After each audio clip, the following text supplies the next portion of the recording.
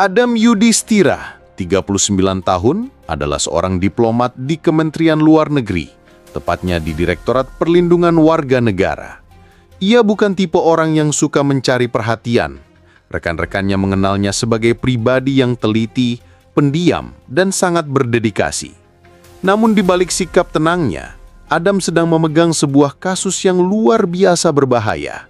Ia baru saja ditugaskan sebagai saksi ahli sekaligus pemegang data kunci dalam penyelidikan sindikat internasional tindak pidana perdagangan orang. Kasus ini melibatkan nama-nama besar dan jaringan yang menggurita, membuat setiap langkah Adam menjadi sangat berisiko. Karena tugasnya yang intensif di Jakarta, ia menyewa sebuah kamar di Wisma Cendana, sebuah rumah kos premium di kawasan elit Menteng, untuk beberapa minggu. Kamar nomor 308 menjadi tempat tinggal sekaligus ruang kerjanya. Ruangan itu tidak terlalu besar, hanya berisi satu tempat tidur, meja kerja, lemari, dan kamar mandi dalam. Di meja kerjanya, sebuah laptop selalu menyala hingga larut malam, berisi ratusan halaman dokumen, data transaksi, dan bagan alur yang menghubungkan para korban dengan para pelaku utama sindikat tersebut.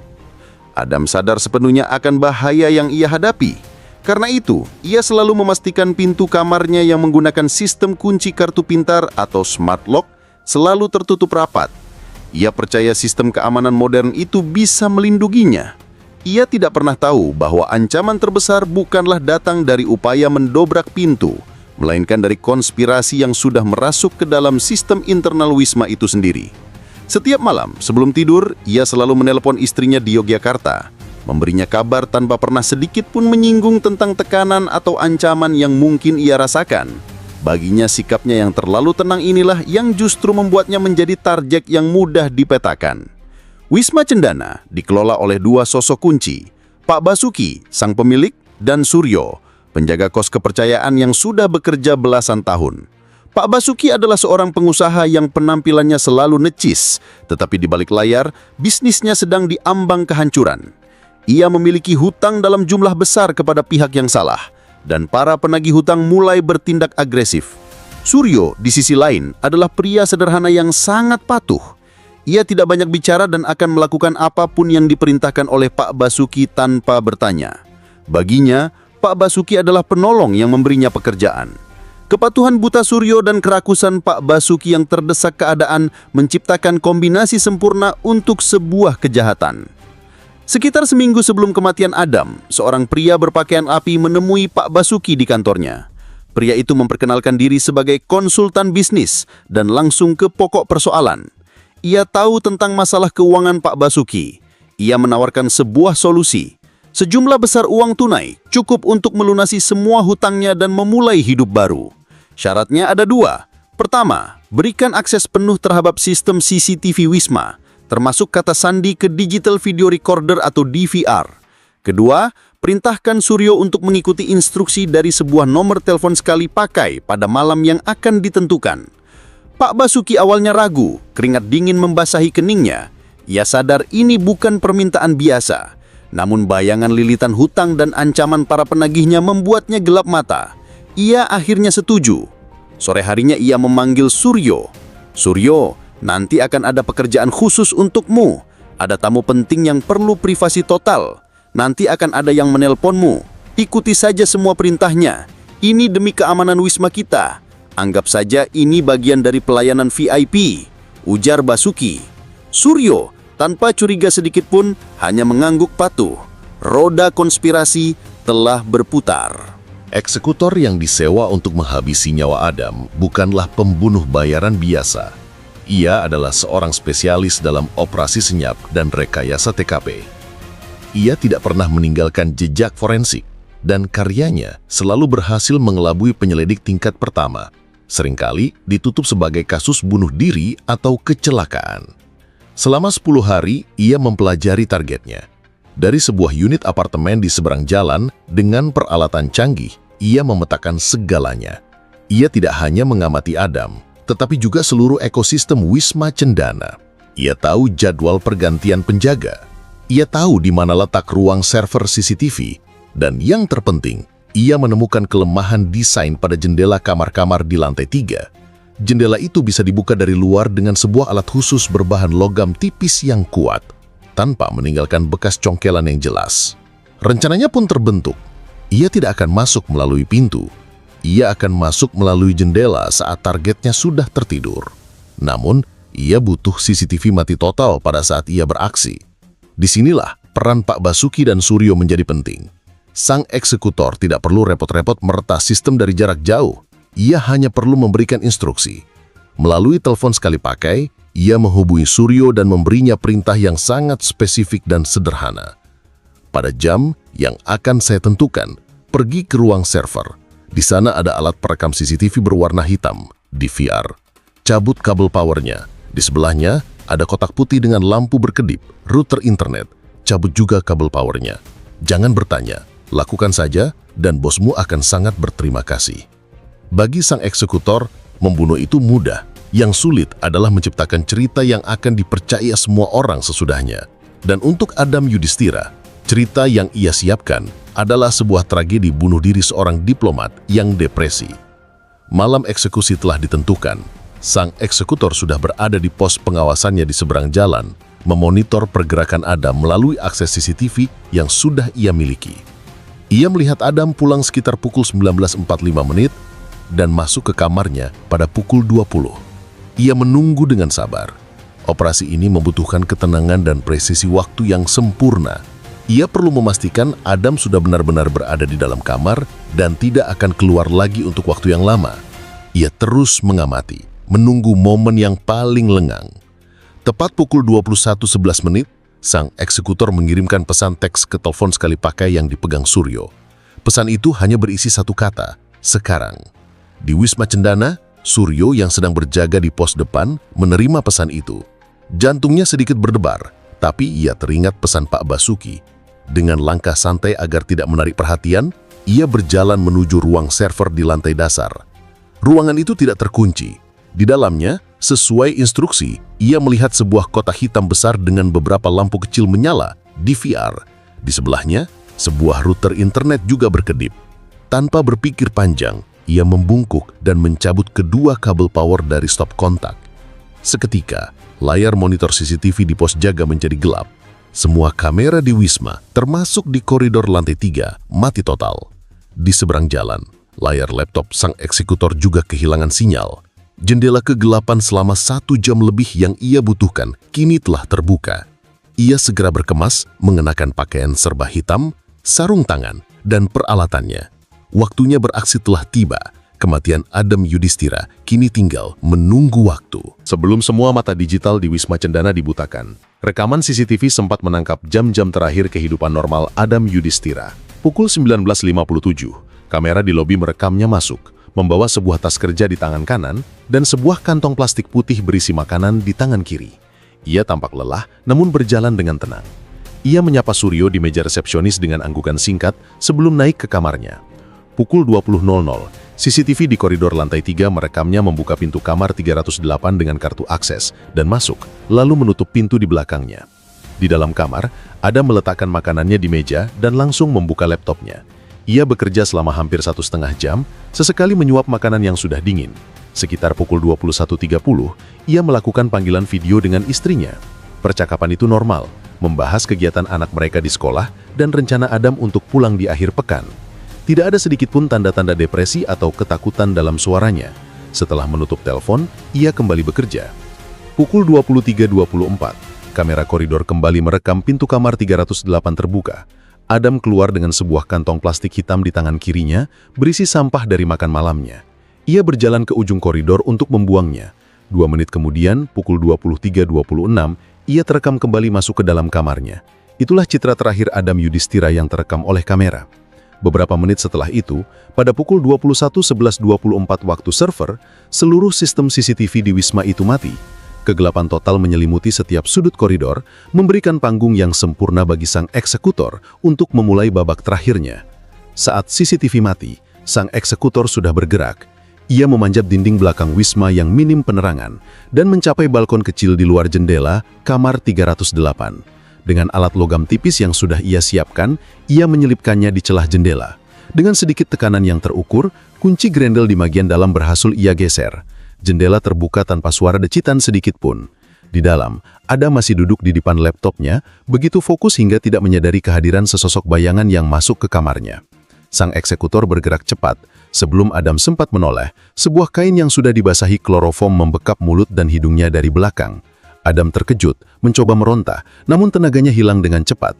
Dalam waktu kurang dari 10 detik, tubuhnya lemas dan kesadarannya memudar. Sang eksekutor menahan tubuh Adam agar tidak jatuh ke lantai dan menimbulkan suara. Ia kemudian mendudukkan Adam di kursi, memastikan ia masih bernafas, namun dalam kondisi tidak berdaya.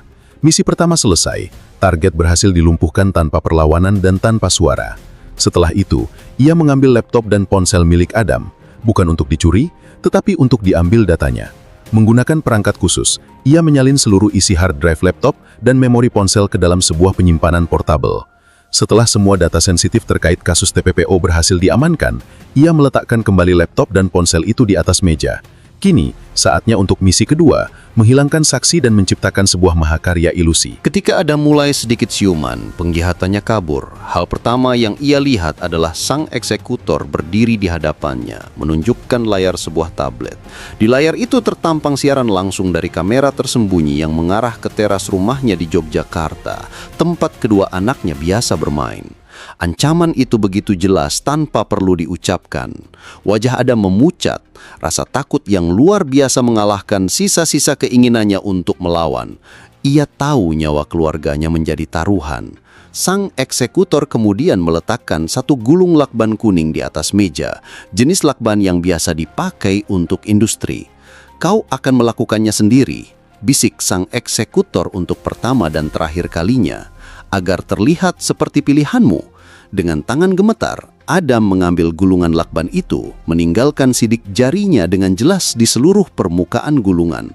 Di bawah tatapan dingin sang eksekutor, Adam mulai melilitkan lakban itu ke wajahnya, mulai dari mulut, lalu ke hidung, hingga menutupi seluruh kepalanya. Setiap kali ia ragu, sang eksekutor hanya perlu menunjuk ke arah tablet. Air mata mengalir di pipi Adam sebelum tertutup oleh lapisan lakban berikutnya. Sang eksekutor mengawasi dengan seksama, memastikan lilitan itu terlihat rapi, namun tidak sempurna, khas pekerjaan orang yang panik. Setelah Adam lemas kehabisan napas, sang eksekutor yang mengenakan sarung tangan membaringkan tubuhnya di lantai dalam posisi yang tidak wajar seolah terjatuh. Ia lalu menutupinya dengan selimut, meninggalkan hanya bagian kepala yang terlilit lakban yang terlihat. Ia merapikan kursi, memastikan tidak ada tanda-tanda perlawanan. Kamar itu kini menjadi sebuah panggung sandiwara yang sempurna. Setelah pementasan selesai, sang eksekutor melakukan pemeriksaan terakhir. Ia memastikan tidak ada sehelai rambut atau jejak kakinya yang tertinggal. Ia keluar melalui jendela dengan cara yang sama seperti saat ia masuk, lalu menutupnya kembali dengan rapat dari luar. Ia turun dari gedung dan menghilang ke dalam kegelapan malam. Dari lokasi yang aman, ia mengirim pesan kedua ke Suryo. "Tunggu 1 jam, lalu nyalakan." Tujuannya adalah untuk menciptakan jeda waktu yang cukup panjang agar proses rigor mortis atau kaku mayat mulai terjadi, sehingga menyulitkan penentuan waktu kematian yang akurat. 1 jam kemudian, sekitar pukul 22.30, Suryo kembali ke ruang server dan menyalakan kembali DVR serta router internet. CCTV Wisma kembali berfungsi. Pada saat inilah sang eksekutor melakukan langkah jeniusnya yang terakhir.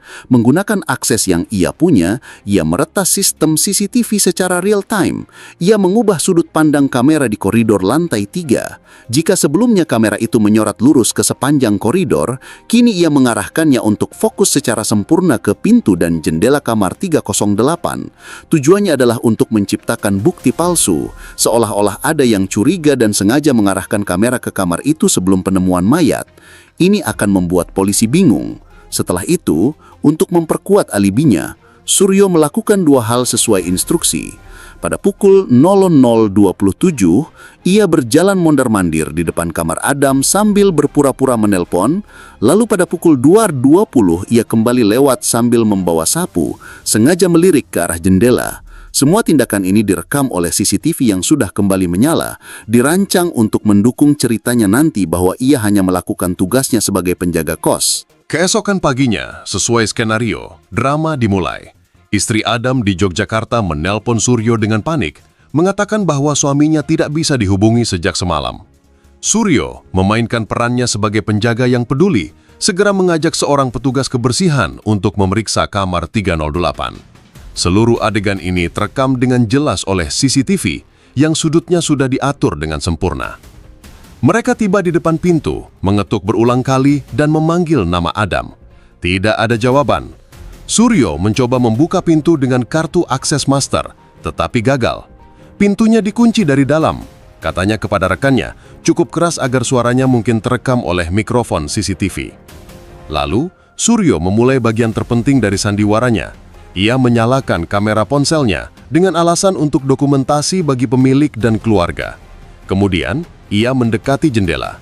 Dengan gerakan yang sangat efisien, ia mencongkel jendela itu hingga terbuka. Gerakannya terlalu ahli untuk seseorang yang melakukannya karena panik.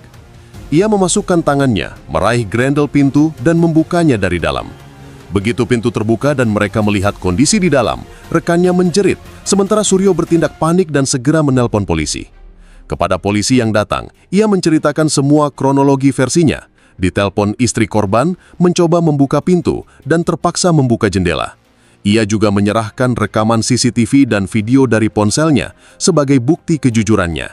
Di atas kertas, cerita Suryo tampak masuk akal dan semua bukti visual seolah mendukungnya.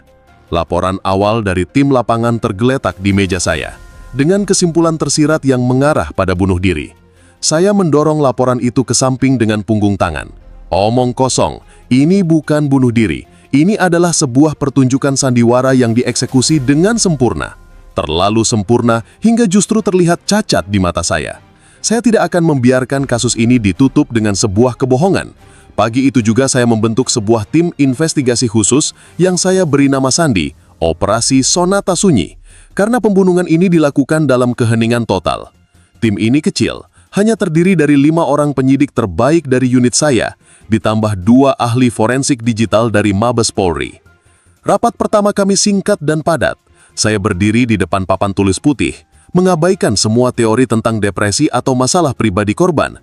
Lupakan semua itu, kata saya kepada tim. Fokus kita ada 4. Pertama, saya menulis nama Suryo dan Basuki di papan tulis. Awasi kedua orang ini 24 jam penuh. Saya mau tahu setiap pergerakan mereka, dengan siapa mereka bicara, dan yang terpenting, bagaimana mereka membelanjakan uang mereka. Pasang penyadap di telepon mereka dan lacak semua transaksi keuangan mereka. Saya ingin laporan lengkap latar belakang finansial mereka dalam 3 hari. Kedua, lanjut saya sambil menunjuk ke arah ahli forensik digital. Saya mau server DVR CCTV itu dibongkar di laboratorium kalian. Jangan hanya periksa rekamannya. Saya mau tahu apakah ada jejak fisik, seperti kabel power yang dicabut dan dipasang kembali. Cari bukti adanya akses jarak jauh, sekecil apapun, terutama setelah rekaman kembali menyala. Ketiga, pandangan saya beralih ke penyidik senior di tim saya. Urus surat perintah untuk melakukan ekshumasi dan otopsi ulang jenazah Adam Yudhistira. Saya mau tim forensik terbaik dari rumah sakit Polri yang menanganinya. Periksa setiap jengkal tubuhnya, cari tanda obat bius, sedatif, racun, atau zat apapun yang bisa melumpuhkan seseorang. Dan yang terakhir, saya berhenti sejenak, menatap setiap anggota tim saya. Kita bekerja dalam senyap, tidak ada informasi apapun yang boleh bocor ke media. Di mata publik, kasus ini masih diselidiki sebagai kemungkinan bunuh diri. Biarkan para pelaku merasa aman dalam kebohongan mereka. Justru saat mereka lengah, kita akan menerkam. Rapat selesai, laksanakan. Ruangan itu kosong dalam sekejap, menyisakan saya dengan papan tulis putih yang berisi awal dari sebuah perburuan panjang. 3 hari setelah operasi Sonata Sunyi dimulai, retakan pertama pada dinding kebohongan para pelaku mulai terlihat. Tim pengawas keuangan memberikan laporan yang saya tunggu-tunggu. Laporan itu seperti alarm kebakaran di tengah malam. 2 hari setelah kematian Adam, Pak Basuki, sang pemurik Wisma, melakukan pembayaran tunai dalam jumlah sangat besar kepada salah satu kreditornya. Jumlahnya mencapai 500 juta rupiah. Menurut data perbankan, kondisi keuangan Basuki selama 6 bulan terakhir sangat buruk. Ia bahkan beberapa kali gagal membayar cicilan utangnya. Munculnya uang tunai dalam jumlah sebesar itu secara tiba-tiba adalah sebuah anomali yang tidak bisa dijelaskan dengan akal sehat. Itu adalah bendera merah pertama. Bendera merah kedua datang dari pengawasan terhadap Suryo, si penjaga kos. Pria yang selama ini hidup pas-pasan dengan gaji bulanan yang tidak seberapa, tiba-tiba membeli sebuah sepeda motor sport baru secara tunai. Tim di lapangan juga melaporkan ia membeli beberapa barang elektronik mahal dan sering mentraktir teman-temannya di warung kopi. Pola pengeluarannya berubah drastis dalam seminggu terakhir. Dari mana seorang penjaga kos mendapatkan uang sebanyak itu? Kedua fakta ini sudah lebih dari cukup. Uang adalah motivator ulung, tetapi juga meninggalkan jejak yang paling bau. Basuki dan Suryo telah menerima bayaran atas pekerjaan mereka, dan mereka cukup bodoh untuk langsung membelanjakannya. Sore itu saya mengumpulkan tim kembali. Kita sudah punya kaitnya, kata saya sambil menunjukkan laporan keuangan Basuki dan foto-foto Suryo dengan motor barunya. Mereka sudah memakan umpannya. Kita tidak perlu menunggu lebih lama lagi. Kejaksaan sudah mengeluarkan surat perintah penangkapan berdasarkan bukti awal aliran dana mencurigakan yang terkait dengan waktu kejadian perkara. Besok pagi, sebelum matahari terbit, kita jemput mereka berdua di lokasi terpisah secara serentak. Saya mau mereka terkejut, tidak punya waktu untuk saling berkomunikasi atau menghilangkan barang bukti. Tim 1 tangani Basuki, saya akan pimpin langsung tim 2 untuk menangani Suryo. Saya tahu Suryo adalah mata rantai yang paling lemah, dan saya akan mematahkannya malam itu juga. Perburuan sesungguhnya akan segera dimulai. Pukul 5 pagi tim kami bergerak serentak. Pak Basuki kami tangkap di rumah mewahnya tanpa banyak perlawanan, meski wajahnya menunjukkan keterkejutan dan kemarahan. Sementara itu, saya dan tim saya mendobrek pintu kamar kos sederhana milik Suryo. Ia kami temukan masih tertidur, dan reaksinya saat kami borgol adalah ketakutan yang murni. Di kantor kami menempatkan mereka di 2 ruang interogasi yang terpisah. Sesuai dugaan, Basuki bersikap angkuh, menyangkal semuanya, dan terus berteriak meminta pengacaranya. Kami membiarkannya. Target utama saya adalah Suryo. Saya masuk ke ruang interogasi Suryo sendirian. Ia duduk di kursi, gemetar, wajahnya pucat. Saya tidak membentaknya. Saya duduk di hadapannya, meletakkan 2 berkas di atas meja. Suryo, saya tahu kamu orang baik yang hanya mengikuti perintah. Ia menatap saya, matanya berkaca-kaca. Saya membuka berkas pertama. Di dalamnya ada foto-foto Suryo dengan motor barunya, bukti transfer uang ke rekening saudaranya di kampung, dan rincian pengeluarannya seminggu terakhir. Kamu dapat banyak uang ya minggu ini. Dari mana? Suryo hanya diam, menunduk. Saya membuka berkas kedua. Ini laporan keuangan bosmu, Pak Basuki. Sehari setelah Adam meninggal, dia membayar utang 500 juta. Tunai. Padahal sebelumnya dia hampir bangkrut. Kata saya sambil menatap matanya dalam-dalam. Suryo, dengarkan saya baik-baik. Pak Basuki itu pengusaha. Dia licik.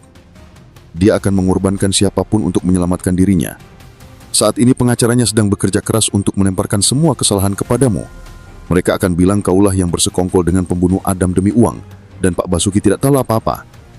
Kamu akan dihukum seumur hidup sendirian. Sementara dia bebas. Taktik itu berhasil. Air mata Suryo akhirnya pecah. Ia menangis sesenggukan. Bukan saya, Pak. Bukan saya membunuh. Saya hanya disuruh. Racaunya. Selama 1 jam berikutnya, Suryo menceritakan semuanya. Ia mengaku diperintah oleh Basuki untuk mematikan DVR dan router pada jam yang ditentukan. Ia juga mengaku diperintah untuk melakukan patroli aneh dan merekam proses pendobrakan jendela, semua demi bayaran sebesar 50 juta rupiah. Pak Basuki bilang ini hanya untuk memberi pelajaran pada penghuni yang sombong, Pak. Saya tidak tahu kalau akan ada yang mati. Isaknya, pengakuan Suryo adalah kunci pertama yang membuka gerbang konspirasi ini. Dengan rekaman pengakuan Suryo di tangan, saya berjalan ke ruang interogasi tempat Basuki menunggu dengan angkuh bersama pengacaranya. Saya tidak mengatakan apa-apa, hanya meletakkan sebuah speaker kecil di atas meja dan memutar rekaman pengakuan Suryo sepenuhnya. Wajah Basuki berubah dari merah karena marah menjadi pucat pasi. Tembok kesombongannya runtuh seketika. Pengacaranya pun terdiam, tahu bahwa posisi kliennya sudah tidak bisa diselamatkan. Setelah rekaman selesai, saya menatap Basuki. Sekarang giliran Anda bercerita. Atau saya akan memastikan Anda mendapat tuntutan maksimal sebagai otak pembunuhan berencana, berdasarkan kesaksian pegawai Anda. Basuki akhirnya menyerah. Ia mengaku telah dihubungi oleh seorang perantara yang menawarkan uang untuk membereskan masalah utangnya. Namun, ia berkesiras bahwa kesepakatannya adalah untuk mengambil data dari laptop Adam, bukan untuk membunuhnya. Ia mengira ini adalah kasus spionase perusahaan. Orang itu bilang target adalah seorang pegawai yang membocorkan rahasia perusahaan. Mereka hanya perlu mengambil kembali datanya. Mereka butuh CCTV mati agar operasinya tidak terekam. Saya tidak tahu mereka akan membunuhnya, dalihnya.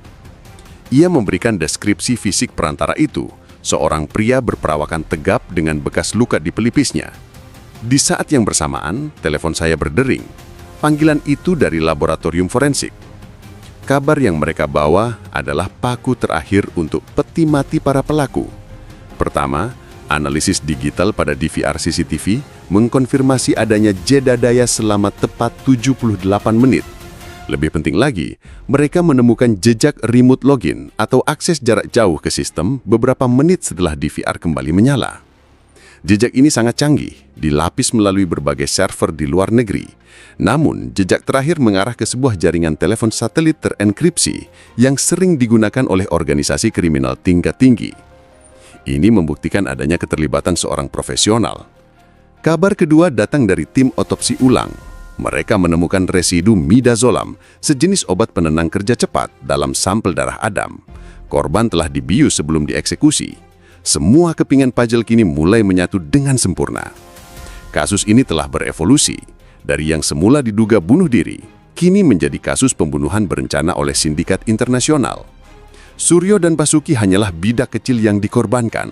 Target kami sekarang ada dua. Sang eksekutor alias si hantu yang masuk ke kamar Adam, dan dalang utama di balik semuanya. Berbekal deskripsi perantara dari Basuki dan data jaringan telepon satelit dari Lab4, tim saya mulai bekerja sama dengan Interpol. Kami menyebarkan sketsa wajah perantara itu ke seluruh jaringan kepolisian internasional. Fokus saya beralih ke motif. Jika ini semua dilakukan untuk mengambil data, maka dalangnya pastilah orang yang paling terancam oleh data tersebut. Tim saya berhasil memulihkan sebagian kecil data dari laptop Adam yang telah dihapus secara profesional. Di antara fragmen data yang berhasil diselamatkan itu, ada beberapa nama dan alur transaksi terkait kasus TPPO. Satu nama terus muncul sebagai kepala dari semua operasi, yaitu Prakoso Wijoyo, seorang Taipan yang memiliki bisnis di berbagai sektor dan dikenal memiliki koneksi yang sangat kuat di dunia politik dan penegakan hukum. Dialah yang akan hancur jika laporan Adam dipublikasikan. Kami segera menempatkan Prakoso Wijoyo dalam pengawasan tingkat tinggi. Kami melacak semua komunikasinya, mencari hubungan antara dia dengan perantara atau jaringan telepon satelit yang digunakan sang eksekutor. Selama berminggu-minggu kami tidak menemukan apa-apa. Prakoso terlalu lihai. Ia tidak pernah berkomunikasi secara langsung. Namun kami tahu, cepat atau lambat, setiap penjahat pasti akan membuat kesalahan. Kami hanya perlu menunggu dengan sabar sambil terus menekan setiap jaringan yang terkait dengannya. Berharap salah satu dari mereka akan panik dan membuat langkah yang salah. Perburuan ini telah memasuki level tertinggi, sebuah permainan catur melawan seorang raja yang sangat kuat.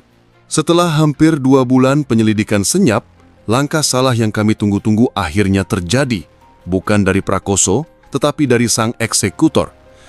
Interpol Cabang Asia Tenggara memberikan informasi bahwa jaringan telepon satelit dengan enkripsi yang sama baru saja aktif di Batam, Kepulauan Riau, untuk merencanakan sebuah pekerjaan baru. Sang eksekutor ternyata cukup arogan untuk kembali beroperasi di wilayah Indonesia. Kesempatan emas ini tidak kami sia-siakan. Sebuah tim gabungan dari unit saya dan Densus 88 segera diterbangkan ke Batam. Setelah 3 hari pengintaian yang menegangkan, kami berhasil menentukan lokasi persembunyian sang eksekutor di sebuah villa mewah di kawasan Nongsa. Pukul 3 dini hari, kami melakukan penyergapan. Sang eksekutor, yang nama aslinya adalah Roni, ternyata adalah mantan anggota pasukan khusus yang membelot. Ia memberikan perlawanan sengit, namun tim kami lebih siap. Ia berhasil kami lumpuhkan dan tangkap. Di vilanya, kami menemukan sebuah tas berisi peralatan khusus untuk membobol kunci dan jendela, beberapa paspor palsu, dan yang terpenting, sebuah hard drive terenkripsi. Pakar kami berhasil membukanya, dan di dalamnya kami menemukan salinan penuh dari data laptop Adam Yudhistira. Kemenangan besar pertama telah kami raih. Dengan bukti data dari laptop Adam dan kesaksian sang eksekutor yang akhirnya kami dapatkan setelah interogasi panjang, kami akhirnya memiliki cukup bukti untuk menjerat sang dalang utama. Pagi harinya, saya memimpin langsung tim penangkapan ke menara perkantoran milik Prakoso Wijoyo di jantung Jakarta. Tanpa membuat keributan, kami masuk ke ruang kerjanya yang mewah di lantai 50. Prakoso sedang duduk di kursi kulitnya, menatap kami dengan dingin, seolah sudah menduga hari ini akan tiba. "Prakoso Wijoyo," kata saya sambil menunjukkan surat perintah penangkapan. Anda ditangkap atas dugaan menjadi otak pembunuhan berencana terhadap seorang diplomat negara, Adam Yudhistira. Ia tidak mengatakan apa-apa, hanya tersenyum tipis. Saat ia digiring keluar dari kantornya, saya tahu bahwa ini adalah akhir dari sandiwara besar mereka. Dari penjaga kos yang serakah, pemilik Wisma yang terdesak utang, hingga seorang pembunuh profesional dan taipan yang kejam, semua mata rantai kejahatan itu telah kami putus. Kasus Sonata Sunji secara resmi ditutup.